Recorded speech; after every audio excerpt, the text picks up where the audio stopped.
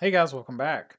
So, I've got a new software package called OBS Studio, which is free, but it allows me to do screen records with a higher quality, and I can do audio too. I've got a better microphone on my computer than just using my cell phone.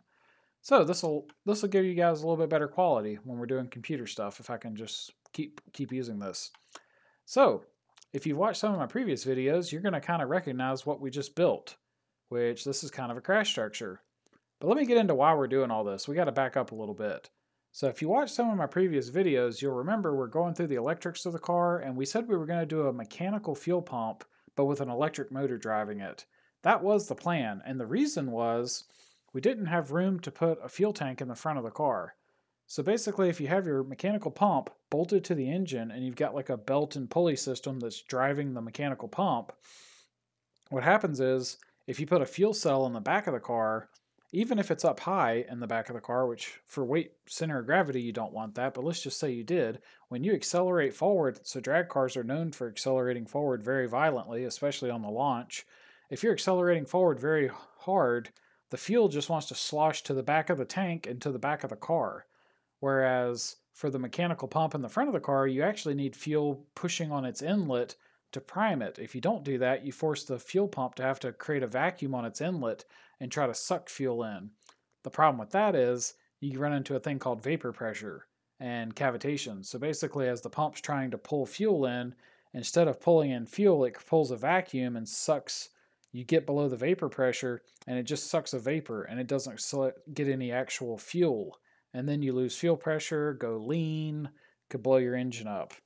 And it could be almost impossible to diagnose if you're not like understanding all the physics of that. So, what most drag cars do if they have a large mechanical fuel pump being driven directly off the engine is they put the fuel cell above and in front of the mechanical fuel pump. Now, this makes perfect sense because gravity is going to help you. The gravity in the tank kind of just naturally gravity feeds the fuel to the fuel pump.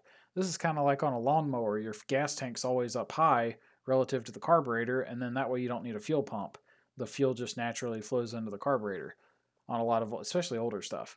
So for this, that makes sense. But then they also put it in the front of the car because drag cars only accelerate forward. They don't really brake hard, they don't turn hard, they just accelerate really hard. So they'll put the fuel cell in the front of the car, and then that way, when you accelerate, the harder you accelerate, actually, the more fuel goes to the pump. So that it's a good system. That's what you want. The problem was I couldn't figure out how in the world to put a fuel cell in my anywhere in the front of my car, much less up high. I just couldn't find any space. So I gave up and said I'll just do an electric drive. Well, that's fine, but we ran into another problem. So I actually bought the pump. I was going to do a little chain and sprocket setup to run it, spec'd all that, got it ordered. So everything comes in. I get ready to, the pump gets here, and I notice, I'm like, man, I can't even spin the fuel pump. Like you grab the shaft, it's a 1/2 inch shaft coming out of this thing. I couldn't spin it with my hands. So I went and grabbed a pair of pliers, and I still couldn't turn this thing. It was just like way too stiff. So finally I put a socket on it and I measured the torque, and it took 16 inch-pounds of torque. So let me pull up this Excel sheet. I'll show you guys. Okay, so here it is. So when I measured the fuel pump, it was showing 16 inch-pounds of torque, which is 1.3 foot-pounds. So that's how much torque it took to get the pulley to turn, or get the shaft to turn. Now, horsepower, there's an equation. Horsepower is equal to torque times RPMs divided by 5252. So I did the math, and as you can see, we're looking at a 1.2, almost 1.3 horsepower. Now that's not how much power it takes to run the pump. That's just how much power it takes to overcome friction. This isn't pumping fuel, creating fuel pressure, nothing. So previously we had estimated that we were looking at about 0.85 shaft horsepower going into the pump. So if you were to take that number and this number and put them together, that is 2.12 basically, so a little over 2 horsepower. And then that means the electric motor would have to kick out even more than that due to like efficiency stuff. So could that work? Maybe it could, but the electric power would get ridiculous to try to run that. It's possible, but I don't think that's a good idea. So I saw this and I was like, oh crap, now we're kind of back to the drawing boards, which, that's, oh well. So once we saw that, we're like, okay, that's not going to work. we're probably going to have to do it the old-fashioned way mechanically. So, so then I go back to the shop and I start looking. I said, okay, I really need to put a fuel pump on the engine. Well, there's plenty of room now because I deleted every accessory off the engine. The problem is the fuel cell. And when I started looking, there's a couple things I have to look at. So there's the car, but there's also the rules.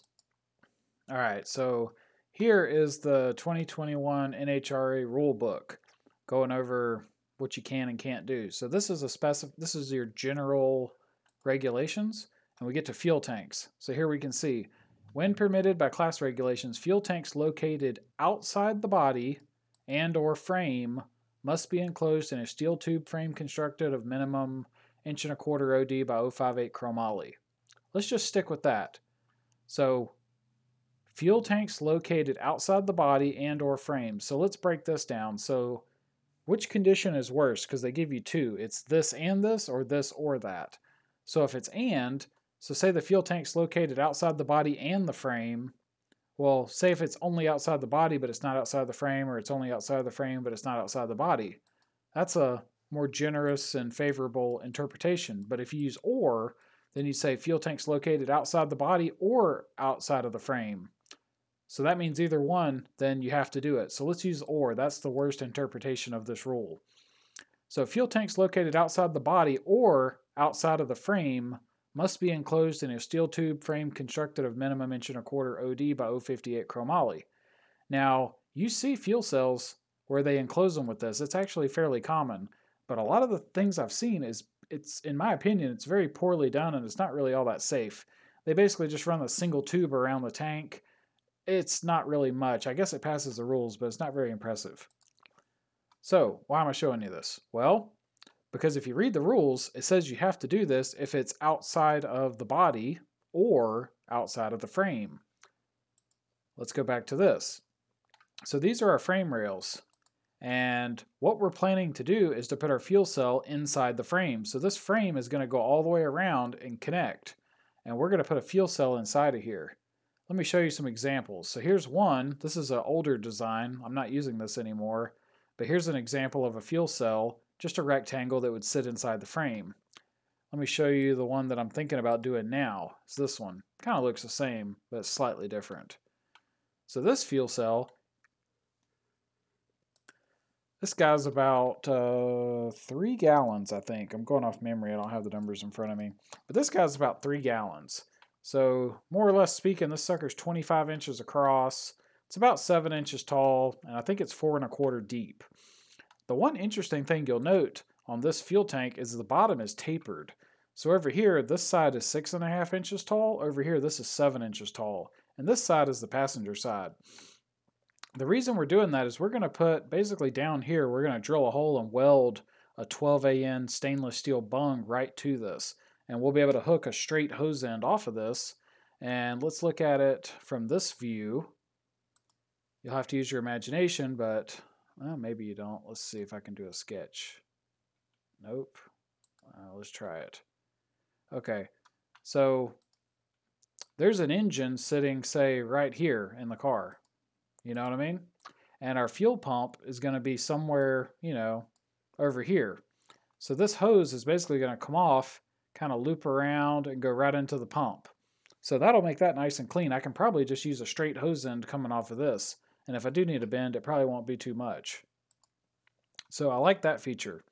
Another big thing that I like is that by doing it this way, by doing this taper, is that as the tank goes empty, all the fuel kind of drains to this one corner. Now, the reason that's really important is because for this setup, I'm probably going to have to drain the fuel every time I race the car. So basically, I go race on Friday. Saturday, I'm going to be draining all the fuel out of this thing, out of the whole car. The fuel, the tank, the rails, the pump, all of it. Sounds like a giant pain, but from what I've read, it's pretty common that if you run methanol, you got to constantly be removing it from the fuel system because methanol is ridiculously corrosive, so it just tears stuff up. So by keeping the tank tapered like that, this shape is beneficial in several ways. If I go to drain the tank, all the fuel will go down and then all the fuel will go across. So if I put a bung at the very, very bottom of this tank, I should get damn near every drop of fuel out of this tank, which is awesome.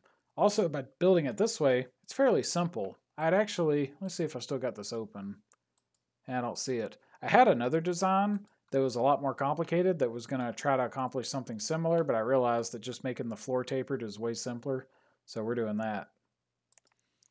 So yeah, and I guess another important thing that I haven't covered yet. So this fuel cell that we're going to build, we're going to order all these pieces, have them cut, probably laser cut, and just ship them here. And that way we basically just kind of throw them in position and weld it out.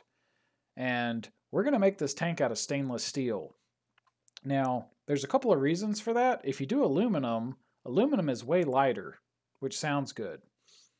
It's also, to me, aluminum and stainless, they're both about the same to weld. Honestly, I seem to do better welding aluminum, but stainless is probably easier. But anyway, aluminum would be way lighter, and it would be allowed in the rules. The only thing is you'd have to get it anodized, but that's not really that big a deal. But the reason we would do stainless is basically for reliability. Because if you anodize this, you got to hope that whoever does it does a really good job and it never flakes. Because if it does, methanol can get on the aluminum, cause it to corrode, and it starts flaking all the anodizing off, and then that clogs up your fuel filters and just creates a mess. And I don't got time for that. So by building it out of stainless, it's going to be heavier. Actually, it'll be about 3 times heavier on the fuel tank. So that kind of sucks. But on the plus side, it'll never rust. It won't corrode. This thing will be good to go. It'll always stay clean and fresh. So that's nice. And the last little benefit is if you ever did get in a wreck, so obviously up here we got a crash structure. We'll go over that in a little bit. But if you did get in a wreck, a big old stainless steel fuel tank is going to have a better chance of surviving a wreck and not just tearing open. Whereas aluminum is so soft.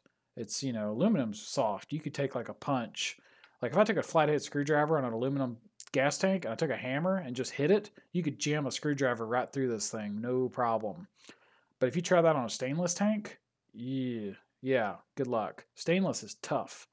So that's another reason for doing stainless. So I think that's going to wrap it up for this video. As you can see, we're still working on this. Our plan is to get the whole structure for this crash structure finished up, the tank finished up, make sure everything looks like it's going to work, and then we also got to do brackets for our fuel pump. But once all that's figured out, we're going to place one big order to get all the parts laser cut, which the tank's going to have at least 6 sides on it. This crash structure has a top, a bottom, and then a front and a back, so that's 4 pieces.